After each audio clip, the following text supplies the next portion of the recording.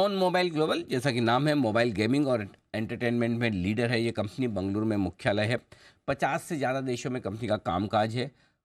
Customer first mobile gaming products बनाने का company का खास तौर से फोकस है। वीडियोटॉन, कॉन्टेस्ट जैसे कई डिजिटल प्रोडक्ट्स भी तैयार करती है कंपनी।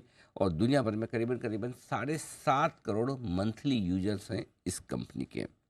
आइए पहले मैं आपको नतीजे बता दूं, उसके बाद कंपनी के टॉप मैनेजमेंट से हम करेंगे मुलाकात। नतीजे आए थे कल और मुनाफे से घाटे में आती हुई दिखी कंपनी। आय 2% घटी है, 128 करोड़ पहुंचा है आंकड़ा, 131 करोड़ से घटकर। कामकाजी मुनाफे में 15% की कमी रही, 2.25 करोड़ के आसपास। मार्जिन 2% से घटकर 0.25% रहे। और 4 करोड़ का जो नुकसान प्रॉफिट दर्ज किया था पिछले साल इसी तिमाही में कंपनी ने, इस साल 2 करोड़ का नुकसान है। उसमें एक्सेप्शनल लॉस 5 करोड़ का है, ये भी ध्यान में आप रखें तो कह सकते हैं 3 करोड़ का, अगर उसको एडजस्ट करके देखें तो 3 करोड़ का मुनाफा भी है। आइए हमारे साथ कार्यक्रम में शामिल हो रहे हैं कंपनी के मैनेजिंग डायरेक्टर और ग्लोबल सीईओ संजय बावेजा साहब। और संजय बावेजा साहब चार्टर्ड अकाउंटेंट है, कॉस्ट एंड आईसीडब्ल्यू भी है। दुनिया भर में कंपनी के लिए एक्विजिशंस और मर्जर्स की जिम्मेदारी सर की है। 2015 से कंपनी में आप इंडिपेंडेंट डायरेक्टर के तौर पर शामिल रहे हैं। फ्लिपकार्ट, टाटा कम्युनिकेशन जैसे दिग्गज कंपनियों के साथ काम करने का बावेजा साहब का लंबा गहरा अनुभव है। सर बहुत बहुत स्वागत है आपका। पहले तो ये समझाएं सर, क्योंकि on the face of it नुकसान दिख रहा है, 2 करोड़ का घाटा किया है कंपनी ने। ये जो एडजस्टमेंट है एक्सेप्शनल लॉस का, वो क्या है? और उसके बाद बताएं सर कि कंपनी की परफॉर्मेंस किस तरह की रही है। शुक्रिया मुझे बुलाने के लिए। जी हाँ, इस बारी हमारा घाटा रहा है। परफॉर्मेंस जैसी हम चाहते थे वैसी नहीं रही। उसमें सबसे पहले तो जैसे आपने भी बोला अभी कि रिस्ट्रक्चरिंग हमने करी। एक्चुअली हमने देखा कि हमारा प्रॉफिटेबिलिटी काफ़ी लो है, तो इसलिए हमने पूरी रिस्ट्रक्चरिंग करी। हमें दुखद है, पर उससे कंपनी को देखते हुए हमने तकरीबन 15% वर्कफोर्स को कम किया।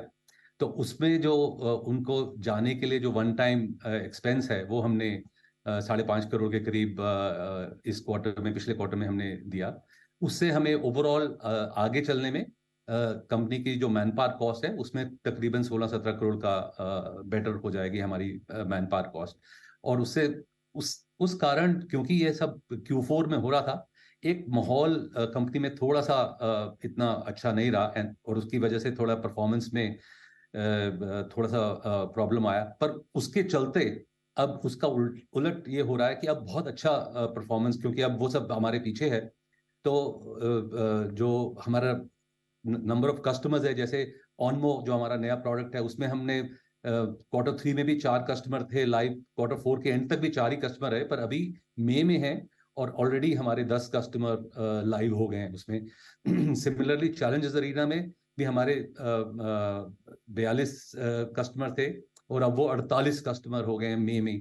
सो अभी एकदम क्योंकि माहौल बहुत अच्छा बना है, तो ग्रोथ एकदम दिखती आ रही है। प्लस जो सबसे बड़ी बात होगी, जो हमारा लेगेसी प्रोडक्ट था जिसमें कि हम पहले 10% और 9% के करीब प्रॉफिटेबिलिटी दिखाते थे, EBITDA दिखाते थे, वो बहुत तेजी से उसमें बढ़ाव होगा और इस साल में वो तकरीबन 18-19% की तरफ निकल जाएगा। सो वो एक बहुत अच्छा रहेगा।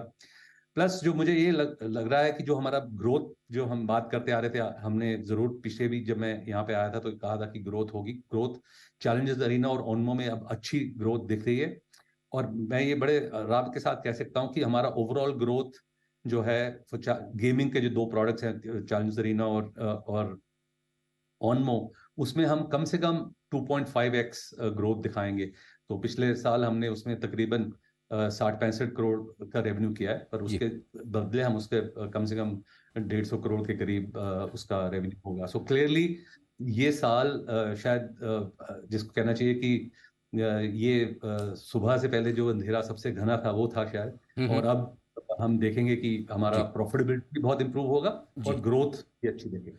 तो बावजा साहब, फिर मैं आपके स्टेटमेंट से क्या ये समझूं कि आ, ये वन ऑफ द वर्स्ट तिमाही हो गई और ख़त्म हो गई, अब नए फाइनेंशियल ईयर में यहाँ से कंपनी की परफॉर्मेंस बेहतर होती हुई दिखेगी? क्योंकि पिछले साल talk of the town on mobile के बारे में ये था कि आप वो नए गेमिंग बिजनेस में जो उतर रहे हैं वहाँ से बहुत बड़ा रेवेन्यू पोटेंशियल बन सकता है, कंपनी पूरी तरह से टर्न अराउंड हो सकती है, उसमें संभावनाएं काफ़ी ज़्यादा है। अभी तक वो नतीजों में फाइनेंशियल में दिखना बाकी है। क्या ये साल वो दिखा पाएगा? जी बिल्कुल, ये साल बिल्कुल दिखा पाएगा। पिछले अगर आप हमारे 4-5 साल के रिजल्ट्स देखें तो हमारा रेवेन्यू तकरीबन 550 के करीब करोड़ में रहा है। इस बारी हम पक्की उम्मीद से है कि 600 करोड़ को क्रॉस करेंगे और ज्यादा भी जाएंगे, पर ये पक्का इतना तो क्रॉस करेंगे। और उसमें से 25% हमारा जो रेवेन्यू आएगा, वो जो अब तक सिर्फ 12-13% गेमिंग से है, वो 25% गेमिंग से हो जाएगा। सो गेमिंग हमें बहुत फोकस दे रहा है। और उसके अलावा भी हमें काफी और वो है, हमारा जो एक सबसे बड़ा वीडियो का कॉन्ट्रैक्ट था टेलीफोनिका के साथ, वो रिन्यू हो गया है। तो उससे हमें प्रॉफिटेबिलिटी में सीधा असर पड़ेगा। जो हमारा 5 साल का कॉन्ट्रैक्ट था, 2024 में खत्म होना था, 2024 जुलाई में, वो अब 2026 जुलाई तक हो गया है। और उसमें जो हमने अपफ्रंट पैसे दिए थे, वो 5 साल की जगह 7 साल में एडजस्ट हो गए। सो वो हमें ओवरऑल कैश फ्लो में भी बेनिफिट देगा, और साथ के साथ वो हमें प्रॉफिटेबिलिटी में भी सीधा बिड्डा बॉटम लाइन में ये बेनिफिट आएगा। तकरीबन 12 से 14 करोड़ का बॉटम लाइन में बेनिफिट आएगा इस साल में। सो वो क्लियरली ये 2-3 चीजें जो हमने की, जैसे रिस्ट्रक्चरिंग हुई, ये नया जो हमारा एक्सटेंशन हुआ, और एक और जो सबसे बड़ी बात जो मैं बताना चाहता हूँ, हमें एक नया कॉन्ट्रैक्ट मिला। लैटाम कंट्रीज में हमारा फोकस हुआ था। लैटाम कंट्रीज में अभी हम अमेरिका मोबाइल करके एक बहुत बड़ी कंपनी है जो 11 कंट्रीज में है, जिनका हमें टोन्स का बिजनेस सारा इकट्ठा मिल गया है। और उनके टोटल मिला के कम से कम 30 करोड़ उपभोक्ता हैं। पर जो जो जी, हमें उसमें आएंगे, जी, दोनों दो कंट्री जो उनके सबसे बड़े हैं, ब्राजील और मेक्सिको, उसमें ही हमें बहुत सारे जी, उपभोक्ता मिलने की। जी। तो तो क्लियरली ये साल हमारा जी, अच्छा ही जाएगा। जी। तो बावेजा साहब, एक चीज़ जो आप कह रहे हैं कि इस साल कम से कम 600 करोड़ तो रेवेन्यू कर ही लेंगे और उसका 25% आपका गेमिंग बिजनेस से आएगा। मैं ये समझना चाहता हूँ कि आपकी कमाई ज़्यादा कहाँ है? एक तो आपका ट्रेडिशनल बिजनेस है जो 75% रेवेन्यू कंट्रीब्यूट करेगा, दूसरा ये 25%, दोनों में मार्जिन किस तरह के हैं? कहाँ ज़्यादा कमाई होगी? सो गेमिंग, एक तो जो ट्रेडिशनल बिजनेस है उसकी प्रॉफिटेबिलिटी, क्योंकि हमने रिस्ट्रक्चरिंग करी, उसकी प्रॉफिटेबिलिटी अब काफी बढ़ गई। सो एक तो वो बेनिफिट होगा ही होगा। प्लस जो गेमिंग बिजनेस था, जो अभी तक प्रॉफिटेबल नहीं था, वो काफी प्रॉफिटेबल होगा इस साल। तो सीए तो जैसे बहुत हमने पहले से भी कहा है, वो जाएगा towards the end of the साल के एंड में, वो तकरीबन 20% से ऊपर उसकी प्रॉफिटेबिलिटी हो जाएगी। अभी कम है, कम से वो ज्यादा एकदम उसका ग्रोथ बढ़ता जा रहा है। जो मार्केटिंग का जैसे हमारा एक्सपेंस है, हुँ, जो सबसे बड़ा कॉस्ट है उसमें, हुँ। वो हम लगातार पिछले साल वो 63% था, इस साल हम उसको 57 पे ले आए हैं। और अब जो ये साल है उसमें हम उसको और 50 और उसके भी नीचे ले जाएंगे। तो जी। वो क्लियरली जितना भी ये परसेंटेज बचता है, वो सीधा बॉटम लाइन में जाएगा। सो हमारी प्रॉफिटेबिलिटी काफी तेजी से बढ़ेगी ये आने वाले क्वार्टर्स में, हाँ, आप देखेंगे। ओके। अच्छा सर, चूँकि अब आपकी कंपनी को ज़्यादातर लोग इस नए गेमिंग बिज़नेस में क्या प्रोस्पेक्ट्स बन सकते हैं, उस लिहाज से देख रहे हैं। 150 करोड़ का रेवेन्यू वित्त वर्ष 2024 में, 5 साल में क्या पोटेंशियल बन सकता है? कितना रेवेन्यू कर सकते हैं आप इस बिज़नेस से? 5 साल में हम दोनों बिजनेस चैलेंज अरीना और इसको मिला के तो हम काफी आगे निकल जाएंगे। 100, 150, 200 मिलियन डॉलर्स तक कर सकते हैं, क्योंकि हमारा ये बिजनेस ग्लोबल है। और इसलिए इसकी पोटेंशियल बहुत ज्यादा है। गेमिंग बिलियंस ऑफ डॉलर्स का बिजनेस है ग्लोबली, और क्योंकि हम इंडिया में रिस्ट्रिक्टेड नहीं है, हम ऑलरेडी जैसे आपने बताया 50 कंट्री में ऑलरेडी हैं। गेमिंग बिजनेस सीए की वजह से हमें नए नए कंट्रीज मिल रहे हैं। जैसे अमेरिका मोबाइल, पहले हमने सीए से बात शुरू की, वो टोन्स बिजनेस उन्होंने पहले ले लिया। अभी वो उनसे बात चल रही है, गेमिंग के लिए भी वो सीए की भी बात चल रही है, ओनो की भी बात चल जी। रही है। तो हमारा बावेजा साहब, कैनवस एक मिनट बहुत माफ़ बड़ा कीजिएगा, है। मैं जस्ट कैलकुलेट कर रहा था, रोक रहा हूँ, माफ़ कीजिएगा। जो आप $200 मिलियन का रेवेन्यू बोल रहे हैं 5 साल में हो सकता है, वो सिर्फ गेमिंग बिजनेस का या ओवरऑल? ये सिर्फ 600 करोड़ सिर्फ से आप 1800 करोड़ पहुंच रहे हैं, या फिर? सिर्फ जी, जी सर। सिर्फ सिर्फ गेमिंग गेमिंग बिजनेस बहुत बड़ा है। गेमिंग यानी कि बिजनेस, 160 करोड़ से 1600 करोड़ 10 गुना हो सकता है 5 साल में? जी बिल्कुल, ओके, बिल्कुल। वंडरफुल। ओके जी, अब आप बात पूरी करें सर, आप कुछ कह रहे थे। जी। हाँ, नहीं, मैं कह रहा हूँ कि हमें नए नए लोगोज, नए नए लेबल्स मिल रहे हैं, जिसकी वजह से नए कस्टमर्स हमारे साथ जुड़ रहे हैं। जो ट्रेडिशनल बिजनेस में भी, जैसे ये अमेरिका मोबाइल के 11 कंट्रीज जुड़ गए।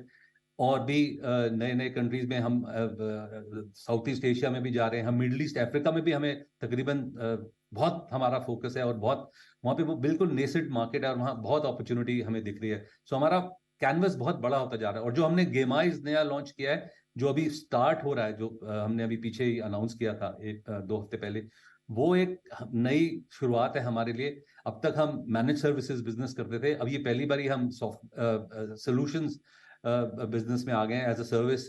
तो वो क्लियरली हम अपने जो हमारा जो दायरा है टेलीकॉम, हम उससे बाहर निकल के नॉर्मल एंटरप्राइज से आगे बात कर रहे हैं। उसमें भी हमें काफी अच्छा रुझान मिल रहा है, काफी अच्छे लोग हमसे बात कर रहे हैं। अभी हमारा ऑलरेडी अभी हमने लॉन्च भी किया, और बंगला लिंक करके हमें एक एंकर कस्टमर भी मिल गया। हमारी 13-14 लोगों से और बात हो रही है, जो कि हमें नेक्स्ट 1-2 क्वार्टर में वो भी स्टार्ट हो जाएंगे। तो ये एक नया सोर्स है रेवेन्यू का, जो हमने नया प्रोडक्ट ये लॉन्च किया है, जो टेलीकॉम से बाहर तो निकल गया है। अब हम टेलीकॉम के अलावा भी लोगों से बात कर रहे हैं, जिसका भी ऑनलाइन प्रेजेंस है। जो सबसे बड़ी सिरदर्दी कह लीजिए, या जो परेशानी कह लीजिए, जो कस्टमर ऑनलाइन होती है, एक एक्विजिशन की होती है कि कॉस्ट ऑफ एक्विजिशन बहुत ज्यादा है, दूसरी रिटेंशन की होती है। हम इन दोनों का सॉल्व कर रहे हैं जी बाय जो हमारा ये प्रोडक्ट है, वो दोनों को सॉल्व करेगा। गेमिफिकेशन करेंगे, उनके जी नए नए टेम्पलेट्स हैं हमारे पास, नए नए जी तरीके हैं जिससे जी हम उनके खुद सोल्यूशन दे जी देंगे। तो सर। इसलिए एक हमारा बहुत जी बड़ी अपॉर्चुनिटी जी आ रही सर, है। आखिरी सवाल मेरा ये कि गेमिंग बिजनेसेस में टैक्सेशन को लेकर, लीगलिटीज़ को लेकर काफ़ी कुछ चीज़ें चल रही है, सरकार की तरफ से भी गाइडलाइंस आ रही कर रही है। आप पर क्या असर पड़ सकता है, क्या पड़ेगा, कि कहाँ और क्लैरिटी की ज़रूरत है? सो हमें इतना, क्योंकि हम रियल मनी गेमिंग में बिल्कुल नहीं है, हम तो उसमें हमें इसलिए वो टैक्स एट सोर्स वगैरह का इतना इशू नहीं है। हम जो भी टेलीकॉम ऑपरेटर के साथ मिलके काम करते हैं। तो और प्लस हमारा इंडिया बिजनेस काफी छोटा रह गया। अब हमारा इंडिया बिजनेस 10-15% ही है, बाकी सारा बिजनेस हमारा आउटसाइड द कंट्री है। सो हमें इम्पैक्ट बहुत कम है। और क्योंकि ये जो बिजनेस है वो रियल मनी गेमिंग वालों को ज्यादा इम्पैक्ट करता है, और उसमें हम है नहीं, हम सीधा प्राइजेस और उसमें जाते हैं। तो इसलिए हमें इतना ज्यादा कोई इम्पैक्ट है नहीं। सर, बावेजा साहब, बहुत बहुत धन्यवाद सर, आपने समय दिया, नतीजों पर विस्तार से बातचीत की और आगे का आउटलुक भी बहुत ज़बरदस्त दिया है। तो आई एम श्योर आपके निवेशकों को काफ़ी कुछ डायरेक्शन इससे मिला होगा। Thank you so much sir. शुक्रिया। तो बिल्कुल तगड़ा आउटलुक देते हुए गेमिंग बिजनेस को लेकर दीप, 5 साल में 10 गुना, 160 करोड़ इस साल करने का इरादा है। Too good to believe, too good to believe. है ना? बढ़िया, अगर मतलब ऐसा करते तो फिर स्टॉक कुछ और ही हो जाएगा। अलग स्ट्रैटोस्फीयर में आई नो। चला है। और जैसा बावेजा साहब कह भी रहे, शायद ये सबसे खराब तिमाही निकली है। अब इसके बाद परफॉर्मेंस में यहाँ से सुधार देखने को मिलेगा, और ऐसा होता है बिल्कुल अगली तिमाही में हम फिर उनसे मुलाकात करेंगे, आपके सामने अपडेट रखेंगे। लेट्स सी क्या कुछ होता है।